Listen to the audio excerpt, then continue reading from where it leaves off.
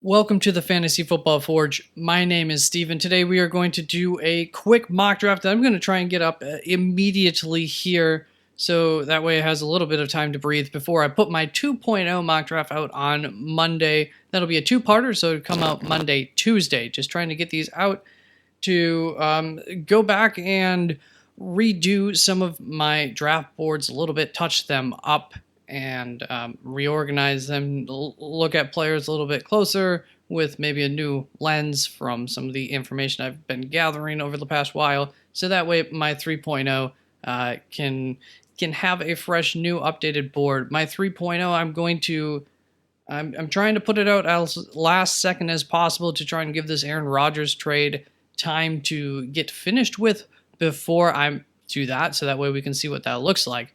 But in today's draft, what we are going to do is look at a scenario where that trade doesn't happen. How does that impact the draft? And we want to look at a little bit more than that. So also, I've been hearing that these interior defensive linemen in this draft might be a little bit underrated as a group. So let's see if those guys start going higher than we actually expect them to go. How will that impact the draft?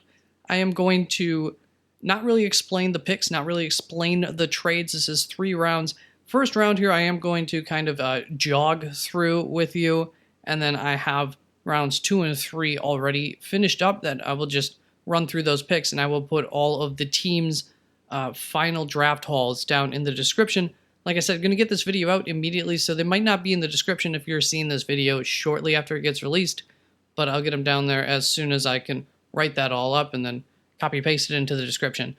With that, another thing about this draft, I'm not trying to not predict how the draft could go here. Obviously, looking at a couple of scenarios that I don't really expect to happen anyways, but I am going to be taking some fun picks. I'm not going to always be going with what we're expecting. I'm going to go with the second or third guy maybe that would be on these teams' lists and not the first always, just to see another, another potential path that we could end up seeing, even if it's not a likely path that we will end up seeing on draft day. And also with that, I will, a lot of the picks, I've ensured that the teams do have interest in the players. They have either spent a top 30 visit on them or had like a pre-draft interview with them. One of those kinds of links between the players and the teams. So let's get to it. Starting off with the first round, we're going to go back to starting off with CJ Stroud here. Should be these two off the board to start with. I'm not going to really go out and predict anything else. However, it's still possible that Anthony Richardson could go somewhere up here, especially I think if Bryce Young goes first. That's where we could see the most turmoil potentially happen in this draft. Now, I have already entered in all of the trades, so you'll see that the Detroit Lions have moved up to Arizona's number 3 spot in this scenario. I really don't think Arizona wants to move lower than this 6th pick in the draft, and so I do think a trade ends up getting done with one of these top 3 teams behind them. In this scenario, I'm going to have the Lions coming up and taking their future in Anthony Richardson. I think it would make sense for them to do that. I don't know if they will, but we will see. Then the Indianapolis Colts come up onto the board. Will Levis, of course, and Seattle's going to go with Jalen Carter, which is going to leave Will Anderson Jr. for Arizona. Like I said, I'm not really going to explain a whole lot about the picks or anything in this draft. Then with the Raiders coming up on the board, he's going to be one of the interesting picks. We're going to go Peter Skoronski. That's not who we expect them to go with at this spot, but is it possible? Definitely. They have been linked to him. And they could make that decision to go with the best offensive lineman in the draft. And I don't think anybody should be angry about it if they chose to do that. Then we have the Jets here using some of that capital that didn't end up getting put into a trade for Aaron Rodgers to move up a couple of spots in order, still expecting that trade to go through. So in order to get the best pure tackle of this draft, if Peter Skoronski's not a tackle, but second best lineman in this draft in Paris Johnson Jr. to help make sure that Aaron Rodgers can stay in the pocket, stay healthy all season long. Then the Chicago Bears come up onto the board. We're going to go Tyree Wilson here. And now we're going to start to see, I think earlier than I expect, we're going to see Philadelphia go Kalijah Cansey. And nothing too unique here with Tennessee going Broderick Jones. Then Houston gets up onto the board, and we're going to go Nolan Smith for them, something that I think could definitely happen, and I expect to see Nolan Smith go earlier than his ADP on PFF. Falcons coming up onto the board, and here's going to be another interesting, fun pick, one that I don't expect to happen, but could it happen? Definitely, and that is going to be Bijan Robinson going to the Falcons with that extra capital they've now picked up from the New York Jets, getting just kind of best player there to help build out this team. Then we have Seattle moving up from pick 20 to trade with the New England Patriots because Devon Witherspoon's still available in this situation, and so, of course, they want him. So you will see Seattle build this defense and fill it out in this draft. Then the Green Bay Packers come up onto the board. Hopefully they go Jackson Smith and Jigba. If they don't, hopefully they go tight end. And in here, this situation, I'll have them going Dalton Kincaid, then Washington. And with these cornerbacks falling, they are going to go Christian Gonzalez. And Pittsburgh comes up on the board. Nothing too unique here. We'll have them go with Darnell Wright to help build that picket fence. Arizona gets back on the board with that trade back from Detroit. And with that, we are going to see another one of these interior defensive linemen go maybe earlier than we are expecting. And I'm going to go with Mazi Smith here. Then Baltimore comes up. They're obviously going to be happy that there are cornerbacks left. And this is in a trade. Baltimore trading up from 22 to Tampa Bay's number 19 spot here to grab Joey Porter Jr. Then New England Patriots come onto the board, and it would be a surprise if they go wide receiver in the first round, but it wouldn't be the worst pick in the world. And I do believe that they have checked out Jackson Smith and Jigba and either interviewed him or had a top 30 visit with him. Then the Chargers come up onto the board next. And the Chargers are going to go Deonte Banks with the cornerbacks. Then Tampa Bay up onto the board now with Lucas Van Ness for them. And we're going to see another interior defensive lineman go there, which Jacksonville could go Brian Branch. Very likely to go Brian Branch. But I'm going to have them going Myles Murphy, another guy that they have looked into and could decide to go that route. We're going to go Quentin Johnston for the New York Giants. And then Dallas is up on the board, and we're going to continue to go with, pushing this narrative here of these interior defensive linemen by going Keanu Benton. Buffalo comes up onto the board, and I really like Jack Campbell for them. Could make sense, and so that's what we'll do in this draft. The Bengals could use some offensive help, and there's still a really solid one on the board here in Anton Harrison. So we're going to go that route in this draft. Not my favorite route for them to go, but also makes sense. It wouldn't be a shock if they did. Then with all of those interior defensive linemen gone and a couple of the top edge rushers that New Orleans would have liked to had, New Orleans is going to change gears in this draft, and we're going to see them go Osiris Torrance. And Philadelphia comes up on the board and is thankful that nobody took Brian Branch. And to finish out the first round with, once again, interior line edge would be a spot that we could definitely see Kansas City go with this pick, depending on what's on the board. And in this situation, those have been a little bit picked clean. So we're going to go Cam Smith there for Kansas City, who they've been a link to. So with this first round wrapped up here, some of the effects that I felt on some of the positions went as followed that I noted. Felt like the edge rushers got pushed back a little bit before they kind of started to go, maybe. Same with the offensive line, kind of got a little bit of a pushback.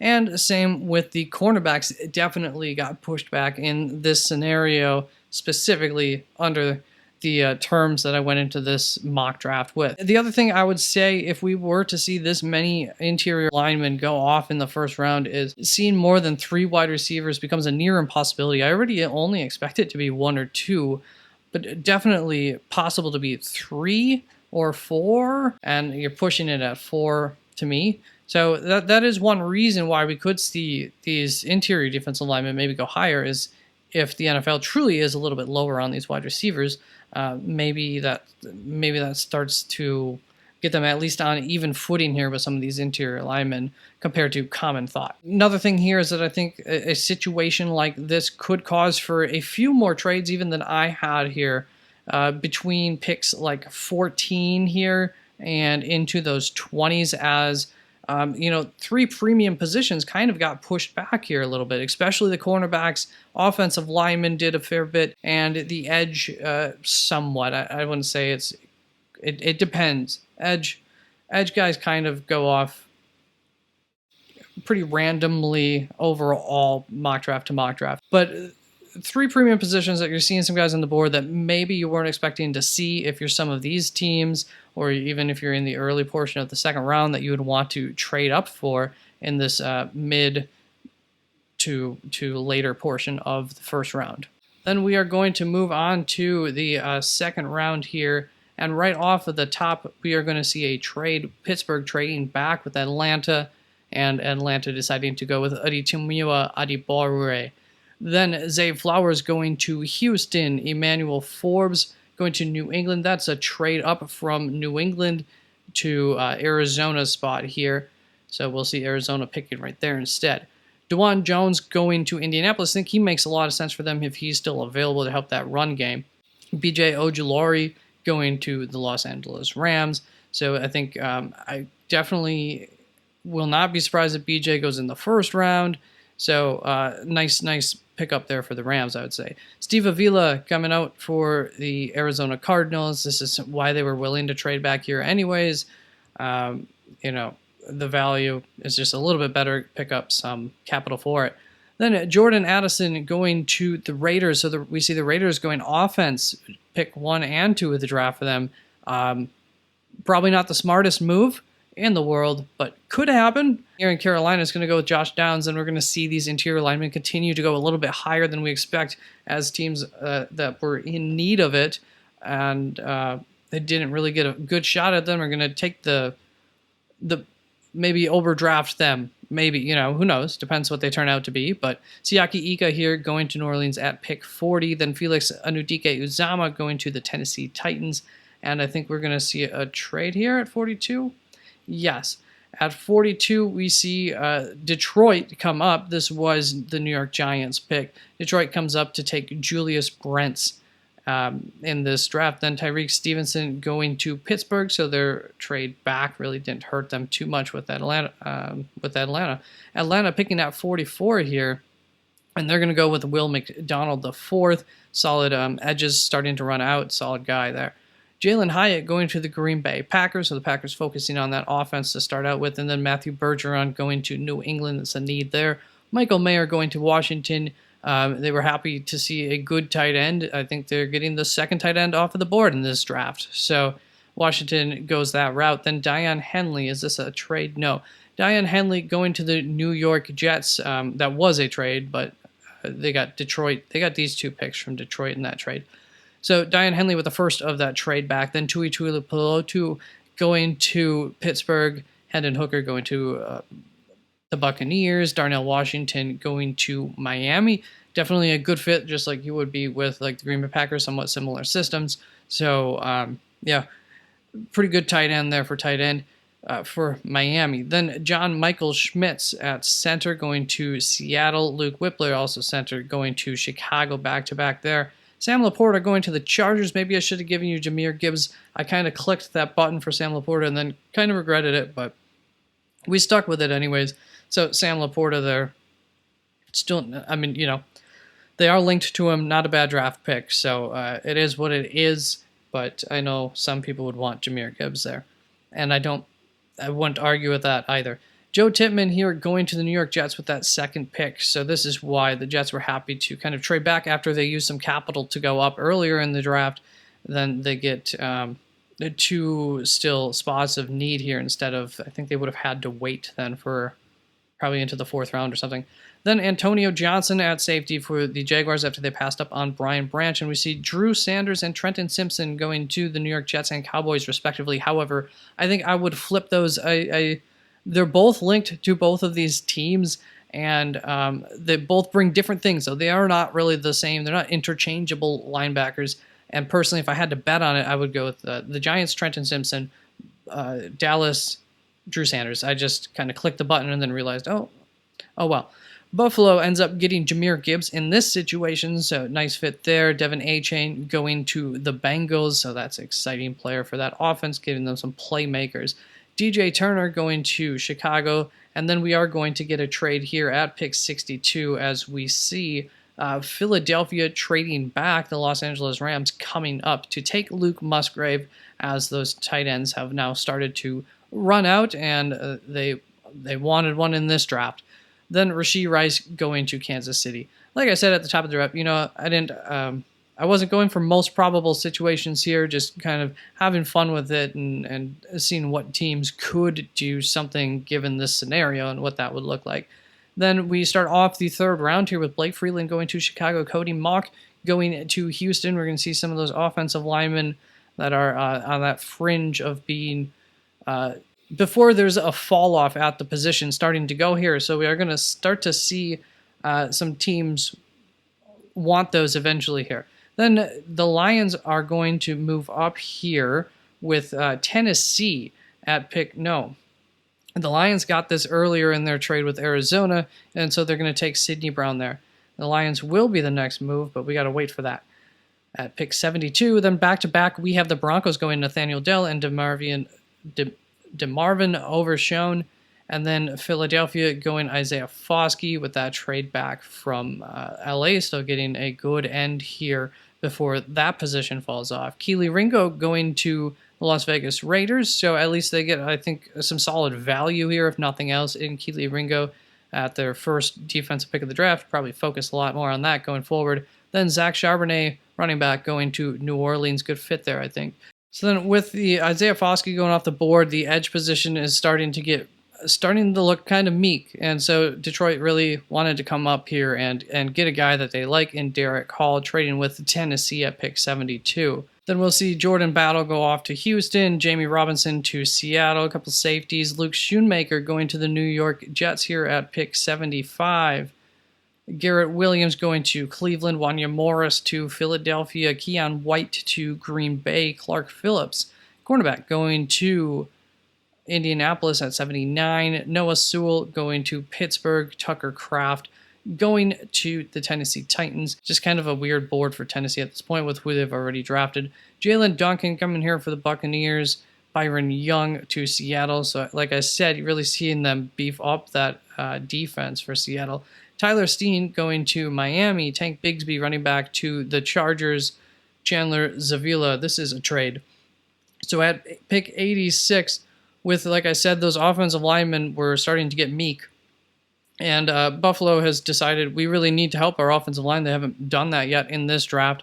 And so they spend the capital to move up with into Baltimore's spot here at 86 to take Chandler Zavala. Then we're going to see a couple of interior defensive line guys go here to some teams who have a need there and, higher than we're really expecting them to go, in part because there isn't a whole lot left, and so they want to get the best of what's available. So a bit more of a need than a value pick here for Carolina with Moro Ojomo and Jacksonville with Jacqueline Roy. However, that said, I do have these guys valued a little bit higher, I think, than the average ranker of this year's this year's draft class. New York Giants going to get Tyjae Spears. Dallas going to get Dwayne McBride here. A couple of running backs going off the board. And then Baltimore with that trade back is feeling all right by getting Marvin Mims. Now, I did screw up here. At pick 87, right after that trade up at pick 86, Carolina actually spent some capital to come up here to get Moro Ojomo, and they had traded with Minnesota, who will be coming up in just a couple of picks. After that, Marvin Mims going to Baltimore. I think that'll work nicely.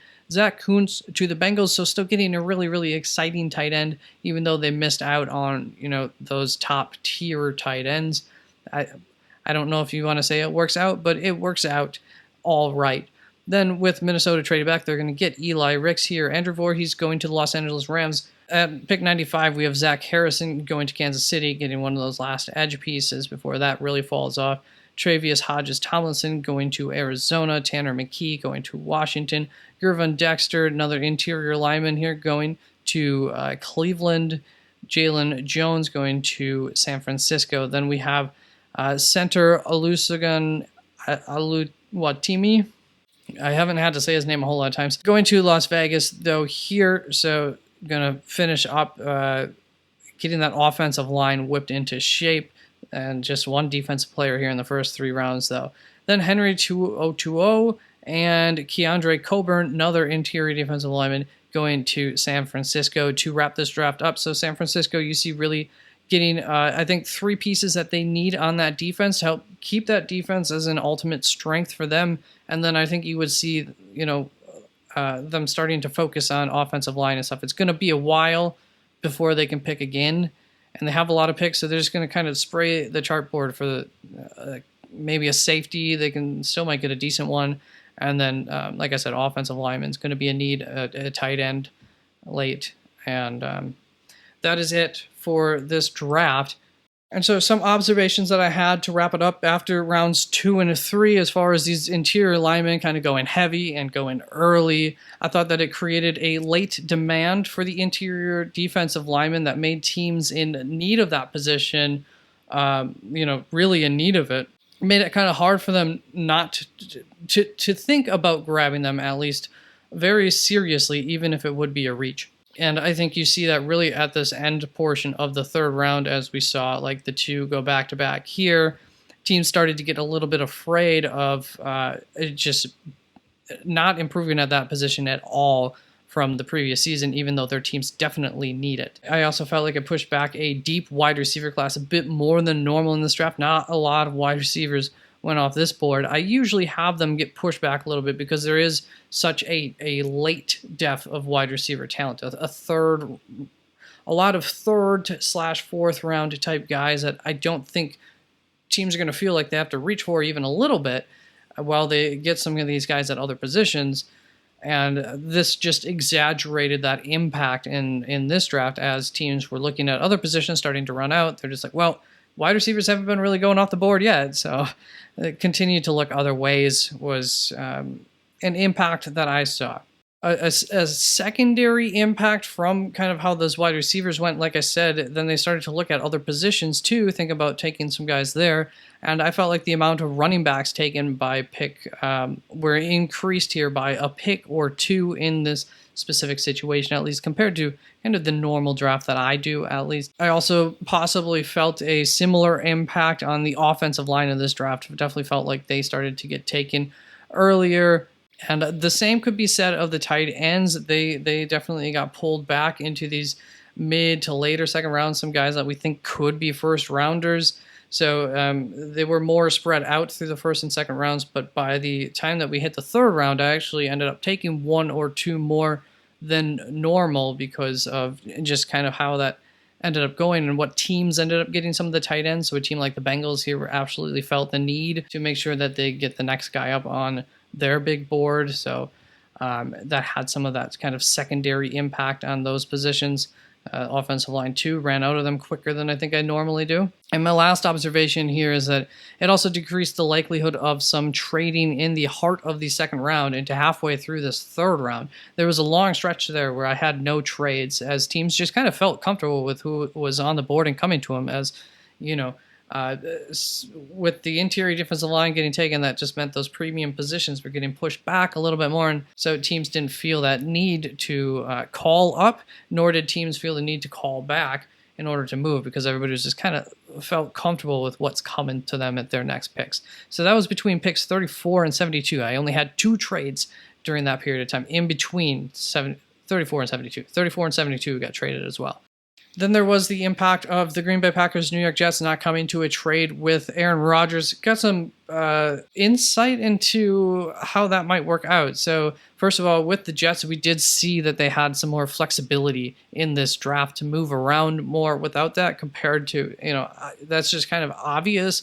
But still, we saw that that work in their favor, I would say, in this draft very nicely. They were actually able to move up in the 1st round, and I still had them getting 3 more picks in rounds 2 and 3 with that fairly, big move up from like 13 to 8 or something like that. So, the New York Jets could have a very interesting draft compared to, I think, a lot of mocks where we have them trading away some of that capital, if they still have that capital. The only thing I would say is I may have made a mistake in this draft by giving up their 2024 2nd round pick in their, I think it was their 2nd move up. I got them a 3rd round draft pick for 2024 out of that. But, that second round pick is probably would be saved for the Packers. I do remember that trade and working it out, and there were ways to work it out without having to include that second round pick. So that's not necessarily impossible situation for the Jets to have done. The other situation that could come out of this with the trade for Aaron Rodgers would be that it gives them some flexibility to go and get a top end edge rusher. And if the Packers do have some interest in Jermaine Johnson, but they've been like, well, no, we're not trading Jermaine Johnson to you. If they're able to go get a edge rusher that they have a higher prospect grade on, or just one slips to them at even like 42, that should have been gone in like the first round, kind of like a lot of people felt about Jermaine Johnson last year. They pick him up, and maybe before they pick him up, they talk to the Packers and they're like, hey, if we grab this edge, we're willing to give you, pick 43 and Jermaine Johnson. Are you good with that? And then maybe we see a draft there, a mid-draft trade between the New York Jets and the Packers in the second round. Something like that could happen too. So thank you very much. Hope this was quick enough. Take care. Peace out.